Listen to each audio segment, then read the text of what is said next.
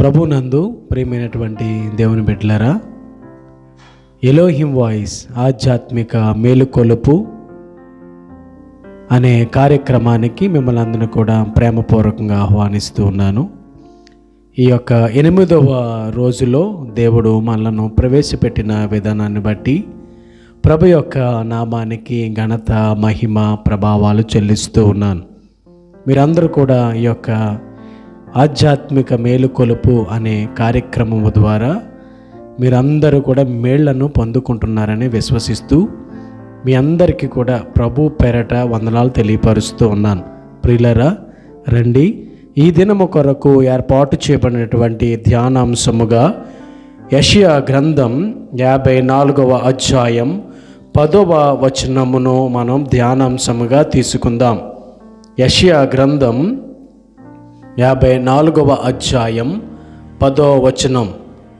నా కృప నిన్ను విడిచిపోదు, పర్వతములు తొలగిపోయినను మెట్టలు తత్తరిల్లినను నా కృప నిన్ను విడిచిపోదు అని దేవుడు మనకు వాగ్దానము చేస్తూ ఉన్నాడు. ప్రియులారా, దేవునికి ఇష్టమైన జనాంగము ఇశ్రాయేలు జనాంగము. దేవుడు వారిని ఎన్నుకుని వారిని ఎంతగానో ప్రేమించి వారినే నా సొంత ప్రజలు అని భావించాడు. అయితే వారు అనేక విధాలుగా దేవునిని వ్యతిరేకించి పనులు వారు చేసినట్లుగా దేవుని యొక్క గ్రంథములో మనం చూడగలం. వారిని ప్రేమించినటువంటి దేవుడే, వారిని ఆదరిస్తున్నటువంటి దేవుడే, వారు చేస్తున్నటువంటి వ్యతిరేక పనుల నిమిత్తము ఆయన చాలాసార్లు కోపపడినట్లుగా మనం చూస్తూ ఉన్నాం. అయినా సరే దేవుడు వారిని విడిచిపెట్టకుండా వారిని ప్రేమిస్తూ తన శాశ్వత కృపను వారికి తెలియజేస్తున్నాడు అనే విషయాన్ని మనం గమనించాలి. అందుకే దేవుని యొక్క వాక్య భాగములో ఈ విధంగా రాయబడింది, నా కృప నిన్ను వీడిపోదు అనే విషయాన్ని మనం చూడగలం. ప్రియులరా, ఇశ్రాయేలులను ప్రేమించినటువంటి దేవుడు, దాస్యము నుండి విడిపించినటువంటి దేవుడు, వారిని కన్న తండ్రి వలె కాచి నడిపిస్తున్న దేవునికి వ్యతిరేకమైన క్రియలు చేసినప్పుడు అనేక మార్లు వారిపైన ఆయన కోపము రగులు కొనగా దేవుడు మళ్ళీ వారినందరినీ కూడా తన కృప ద్వారా జ్ఞాపకము చేసుకుని నడిపించిన రీతి ఎంతో అద్భుతం. అందుకే ఆయన కృప మనలను ఎన్నటికీ వీడిపోదు అనే విషయాన్ని బైబిల్ గ్రంథం చెబుతూ ఉంది. ప్రియులరా, ఈరోజు దేవుని కృప మనకు తోడుగా ఉంటే మన జీవితంలో 3 విషయాలను, 3 ఆశీర్వాదాలను మనం పొందుకుంటాం. ఈరోజు దేవుని కృప నీకు తోడుగా ఉంటే 3 అద్భుతమైనటువంటి ఆశీర్వాదాలను మన జీవితంలో మనం పొందుకుంటాం. అవి మొట్టమొదటిగా, 1వదిగా మనము బలపరచబడతాం. దేవుని యొక్క నామానికి మహిమ కలుగును గాక. ప్రియులరా, దేవుడు మనకు తోడుగా ఉంటే మనము బలపరచబడతాం. కీర్తనల గ్రంథం 94వ అధ్యాయం 18వ వచనాన్ని మనం జ్ఞాపకము చేసుకుంటే భక్తుడు ఈ విధంగా సెలవిస్తూ ఉన్నాడు, నా కాలు జారెనని నేను అనుకొనగా యెహోవా నీ కృప నన్ను బలపరుచుచున్నది. ఈరోజు దేవుని యొక్క తోడు మన జీవితంలో ఉంటే, ఆయన కృప మన జీవితంలో ఉంటే మన కాలు ఎన్నటికీ జారదు. ఒకవేళ జారే పరిస్థితి వచ్చినా ఆయన కృప మనను బలపరుస్తూ ఉంది. ప్రియులరా, ఆయన కృప ఎంత గొప్పదో కదా, ఎంత శాశ్వతమైనదో కదా. ఆలోచన చేయండి. ఆయన మనను ప్రేమించేటువంటి దేవుడు.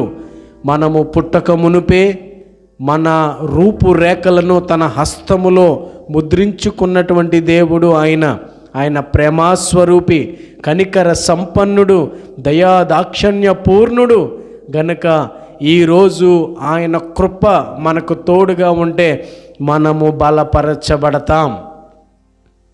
ఈరోజు విరిగి నలిగిన స్థితిలో ఉన్న, పడిపోయిన స్థితిలో ఉన్న, ఎవరూ లేరు అని భావిస్తున్నా దేవుని యొక్క కృప మనతో ఉంటే మనం బలపరచబడతాం.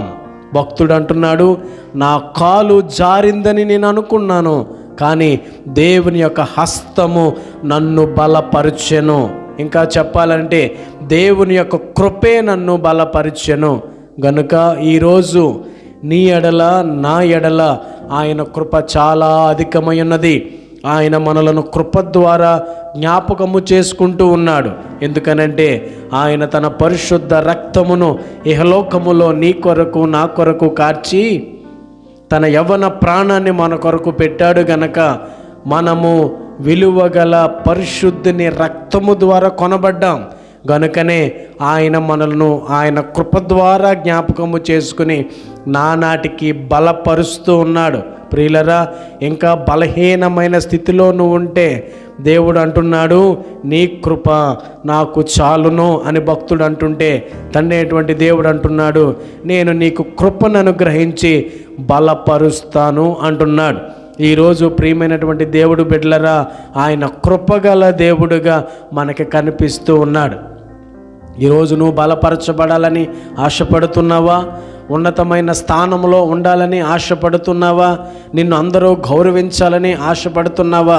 నువ్వు ఈ లోకంలో అనేక మందికి ఆశీర్వాదకరంగా ఉండాలని ఆశపడుతున్నావా? అయితే ఆయన కృప కొరకు వెతకండి, ఆయనను వేడుకోండి. యేసయ్యా, నీ కృప నా ఎడల చూపించవా, నన్ను బలపరచవా అని అడిగితే ఆయన నిన్ను బలపరిచేవాడిగా ఉన్నాడు అనే విషయాన్ని నేను మీకు తెలియపరుస్తూ ఉన్నాను. రెండవదిగా, ఆయన కృప మనకు తోడుగా ఉంటే మనము ఆదరించబడతాం. ఈరోజు ఆయన కృప మనతో ఉంటే మనము ఆదరించబడతాం.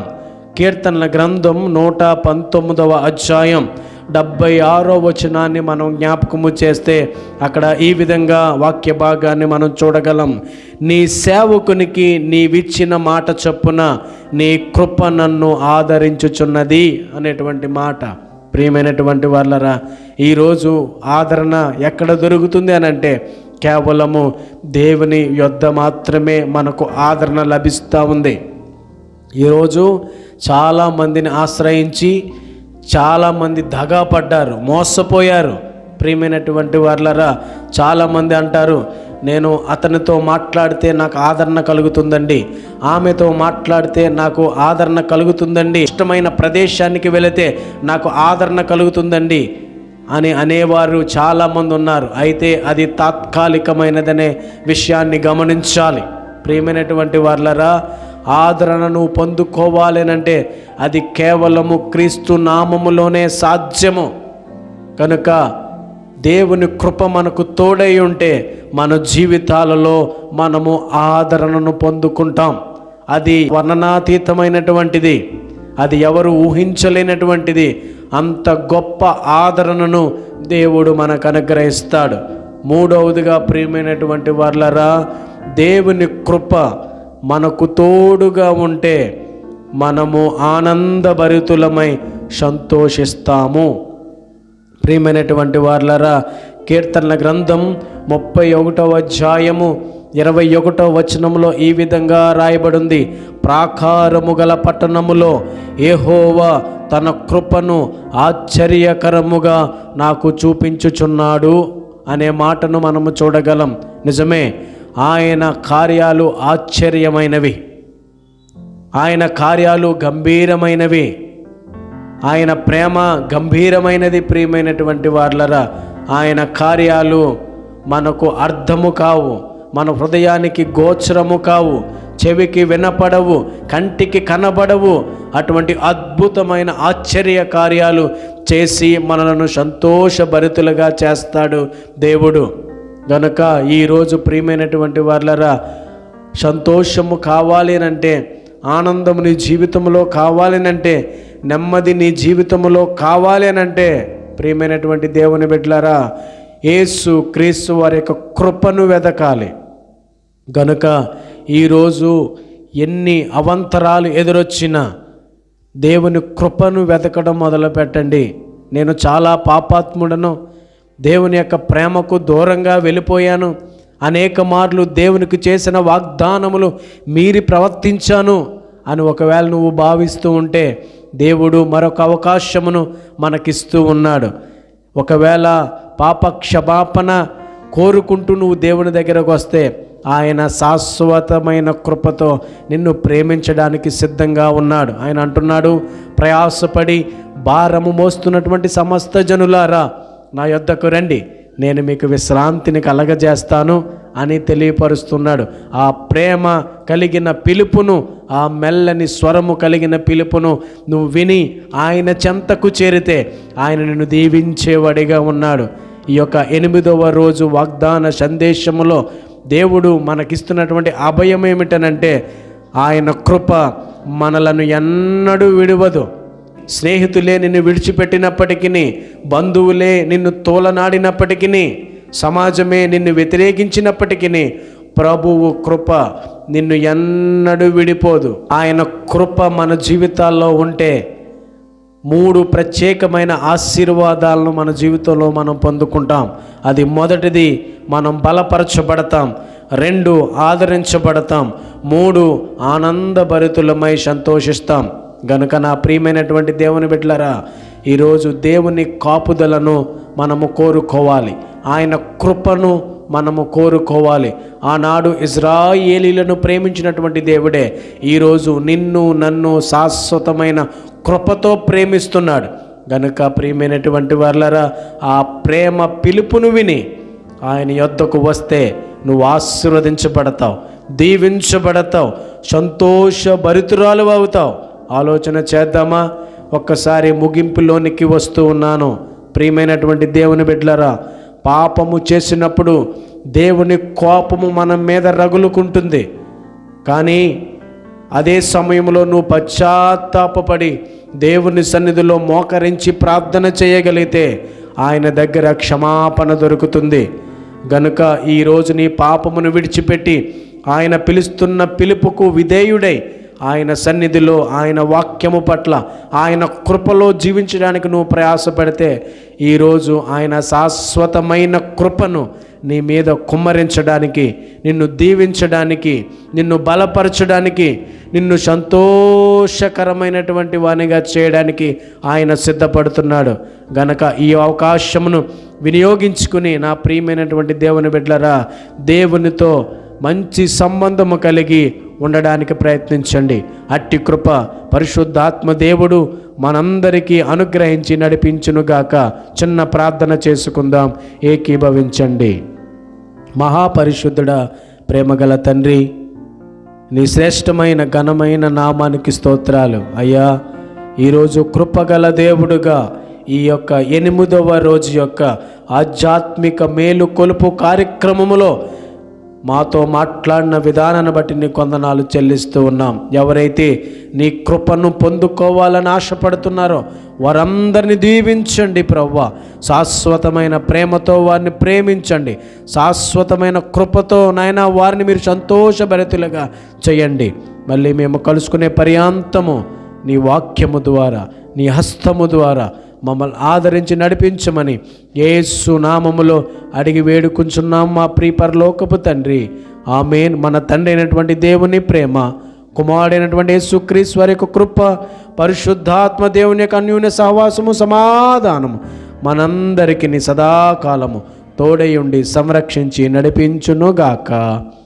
ఆమేన్.